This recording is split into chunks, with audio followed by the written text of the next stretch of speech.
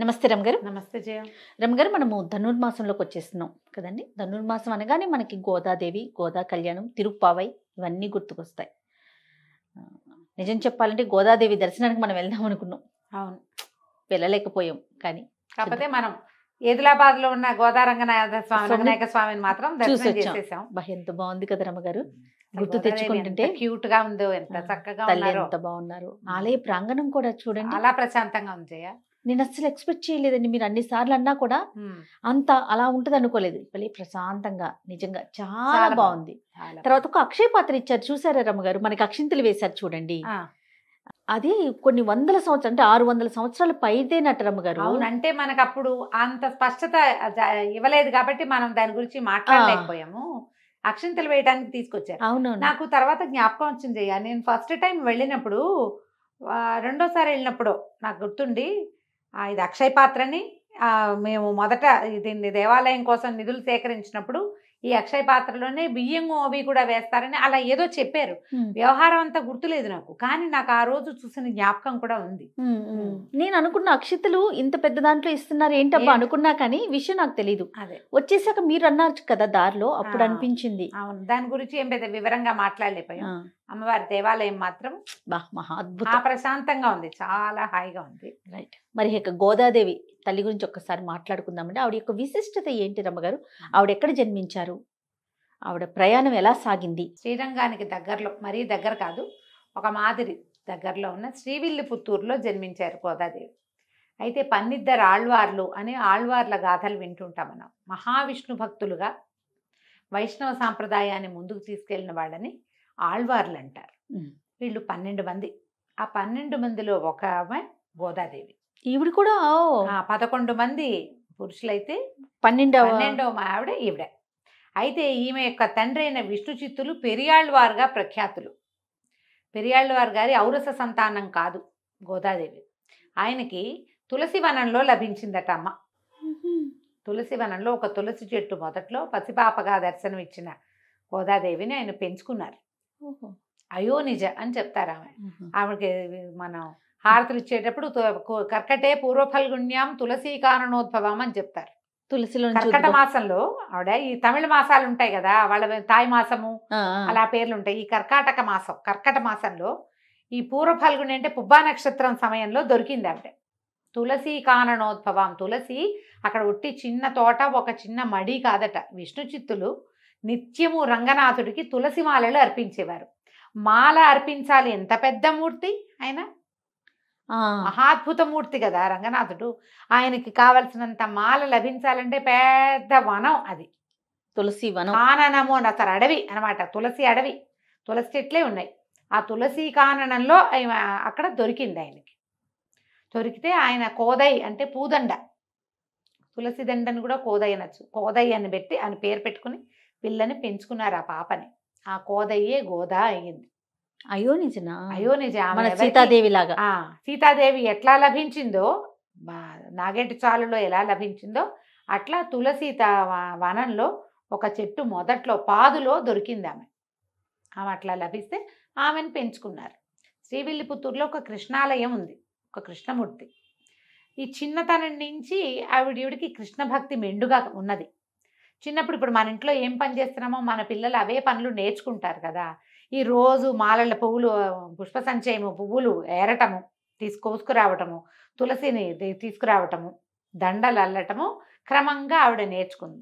నిత్యము విష్ణునామ సంకీర్తన వినిపించే ఆ ఇంటి వల్ల ఆ అమ్మాయి, ఆవిడ కూడా, ఆ పాప కూడా అట్లా విష్ణునామ సంకీర్తన అలవాటైంది. విష్ణువు నుంచి కృష్ణుడని, రాముడని అనేక రకాల రూపాలు ఉన్నాయి విష్ణువుకి.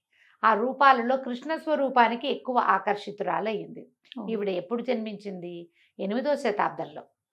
8వ శతాబ్దంలో. 8వ శతాబ్దం నాటి గోదాదేవి పాడిన తిరుప్పావైని మనం 24లో కూడా, 2024లో కూడా పాడుకుంటున్నాం. 2024 అంటే ఎంతని చెప్పాలి? ఇంచుమించుగా ఇవి 1200 సంవత్సరాల పాతవి తిరుప్పావై. 20వ శతాబ్దంలో ఉన్నాం కదా మనం, అంటే 21st సెంచరీ అనాలనుకో మన దాన్ని కదా. ఈ 1200-1300 సంవత్సరాల క్రితం భగవద్ రామానుజుల కంటే పూర్వజ ఈవిడ, అంతకంటే ముందే జన్మించారు.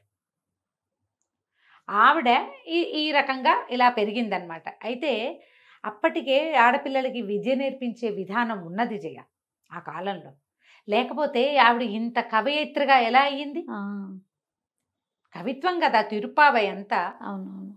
భాషా సంకలనము, భాష, కవిత్వము, భగవంతుణ్ణి అర్చించేలాంటి ప్రత్యేకమైన విధానము, ఇవన్నీ ఆ శతాబ్దాల్లో ఒక బాలికకి వచ్చినాయంటే చిన్నప్పుడు 12-13 సంవత్సరాల పిల్లప్పుడు, ఏదో 25-50 ఏళ్ళు లేవు అప్పటికి, చిన్నతనం, 16 ఏళ్ల లోపల ముగ్ధ ప్రణయంతో భగవంతుణ్ణి పిలవడానికి ఇంత కవిత్వం రాసిందంటే ఎంత చదువు నేర్పించి ఉంటారు ఆమెకి.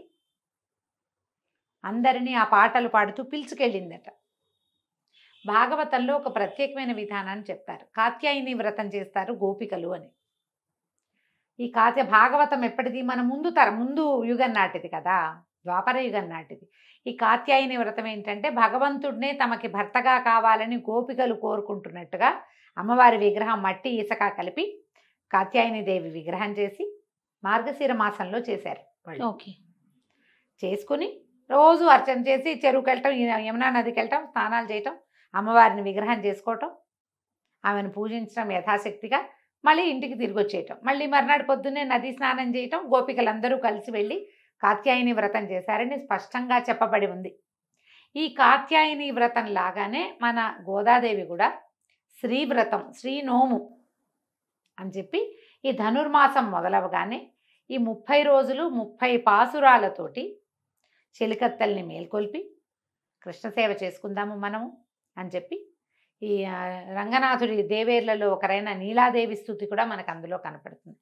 రోజుకొక రకంగా ఆయనని వర్ణించటము, అతనిని పూజించడం వల్ల మనకేం లభిస్తుందో చెప్పటము, ఒక్కొక్క పాసురంలోనూ ఒక్కొక్క అర్థం. దాదాపుగా 8 లైన్లు ఉన్నటువంటి ఒక్కొక్క దాంట్లో 8 లైన్స్ ఉన్నాయి. 30 పాసురాలు ఆమె పాడింది. ఆమె పాడిన ఆ పాసురాలని జనం అంతా పాడుకున్నారు. అయితే ఈవిడ ప్రస్తుత గాథలోకి వస్తే ఈవిడ ఏం చేసేది, కొంచెం వ్యక్తత వచ్చిన తర్వాత స్వామివారి కోసం అల్లిన మాలను చూస్తే ఒక వ్యామోహం కలిగేది, ఆమెకు సంతోషం కలిగేది. ఆయననే తన భర్తగా భావించేది, కృష్ణ స్వరూపాన్ని. ఆ పరమానందంలో ఆ మాల ధరించి చూసుకుని తన మీద చూసుకుంటే తనలాగానే స్వామివారు ఉంటాడని.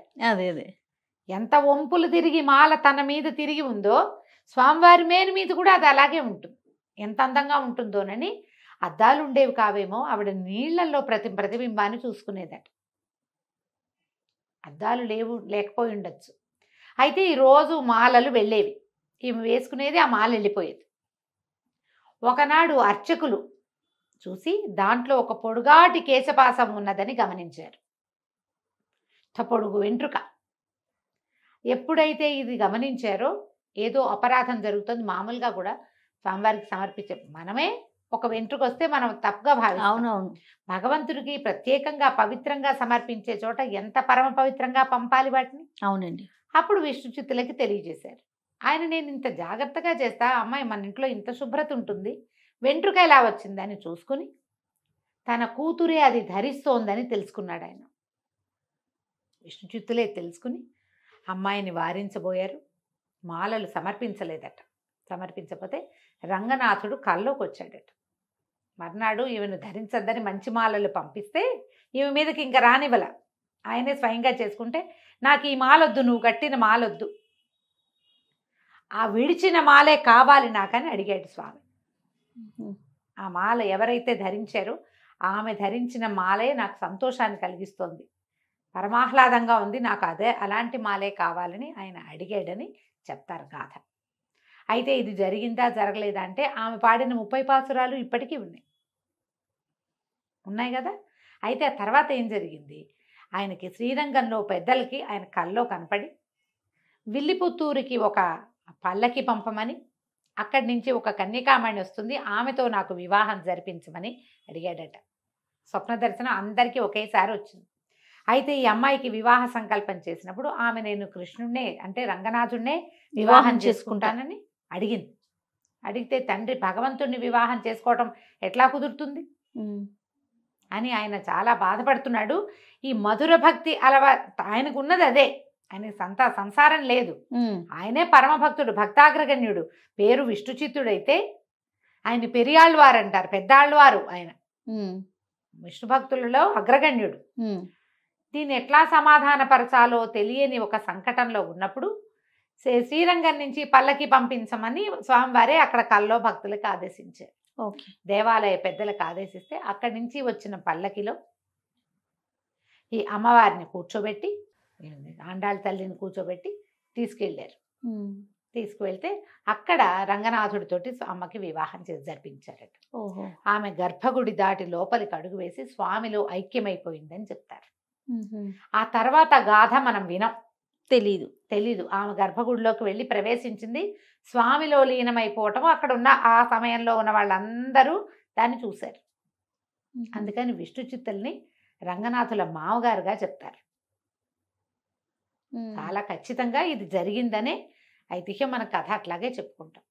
అయితే ఈవిడ ఏం చేశారు, నాచియార్ తిరుమలని ఇంకొక కావ్యం కూడా రాశారు ఈవిడ.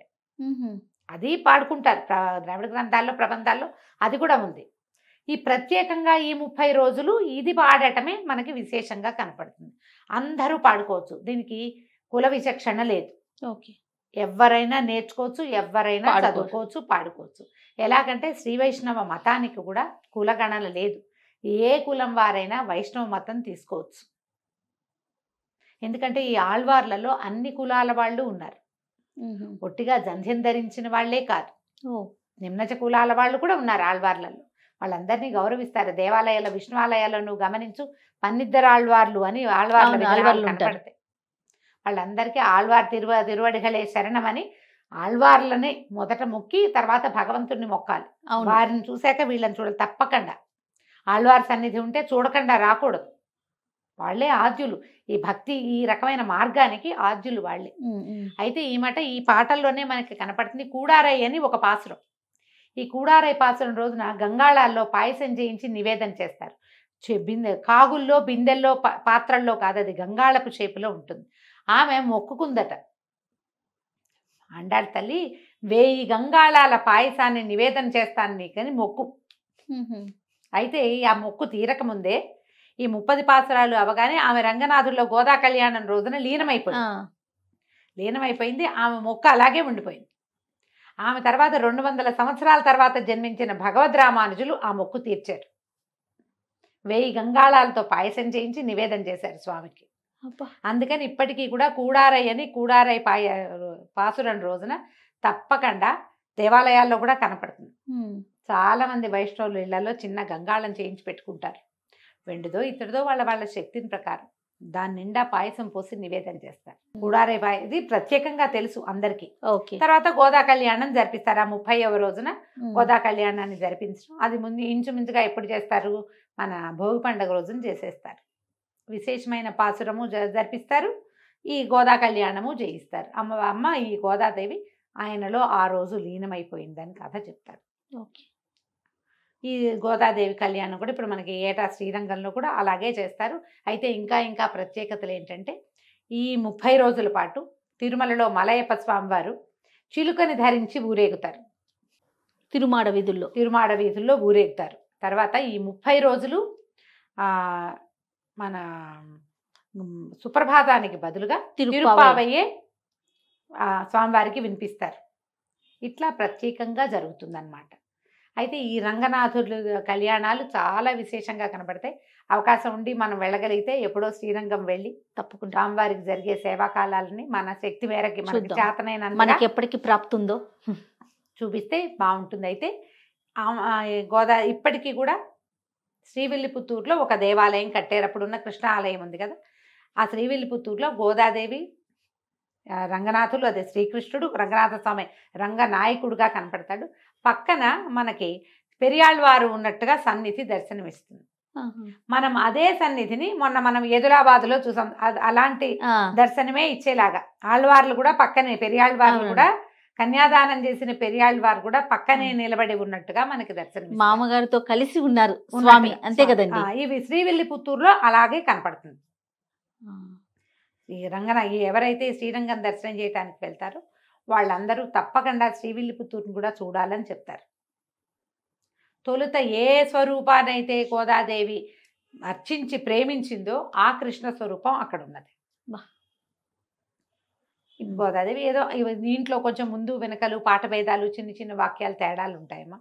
ఎటు పోయి ఎటు వచ్చినా గోదాదేవి సారాంశం అయితే ఇదే. సారాంశం అయితే ఇదే. విష్ణు చిత్తుల వారి పుత్రిక. ఆమె అయోనిజ తులసీవనంలో దొరికింది. రైట్. పాసురాలు వాడింది. ఆవిడ చెప్పినటువంటి ద్రవిడ ప్రబంధమైన దీనిని తిరుప్పావైని ఈ 30 రోజులు శ్రీ వైష్ణవులు అందరూ చెప్పుకుంటారు. అది ఏది రాని వాళ్ళు చక్కగా తెల్లవారుజామున చేసేటువంటి ప్రసాదం పుచ్చుకుంటారు. ఏంటంటే తిరుప్పావై వేద సమానమైనది. వేద మంత్రాలు ఉచ్చారణ ఎప్పుడు చేయాలి? తెల్లవారుజామున పొద్దున్నే సూర్యోదయానికంటే ముందే మొదలు పెట్టాలి. అందుకని తిరుప్పావైని కూడా ఈ తెల్లవారుజాము కంటే ముందే పొద్దున్నేనే చేయాలంటారు. సాయంకాలంలో తిరుప్పావై అనుసంధానం చెయ్యరు ఎవరు. అవును. అది అనుసంధానం చేయవలసింది తెల్లవారుజామున. ఈ 30 రోజులు తిరుప్పావైని అనుసంధానం చేసుకునే వాళ్ళు, అవకాశం ఉన్నవాళ్ళు, చేతొచ్చిన వాళ్ళు, ఆ సంప్రదాయంలో ఉన్నవాళ్ళు దాన్ని అనుసంధానం చేసుకుంటారు. లేదా కనీసం దేవాలయాలకు వెళ్ళి దర్శనం చేసుకుని తీర్థము ప్రసాదము పుచ్చుకుంటారు. ఎవరు అవకాశం ఉంటే వాళ్ళు విష్ణువాలయాలన్నిట్లలోనూ చక్కటి చక్కెర పొంగలి, చక్కటి వెణ్పొంగలి, తద్యోదనము ఇలాంటివి తయారు చేస్తారు. స్వామివారికి నివేదన చేస్తారు. కూడారై పాయసం దొరికే అవకాశం ఉన్నవాళ్ళు మరీ అదృష్టవంతులు. నమస్తే. నమస్తే జయ.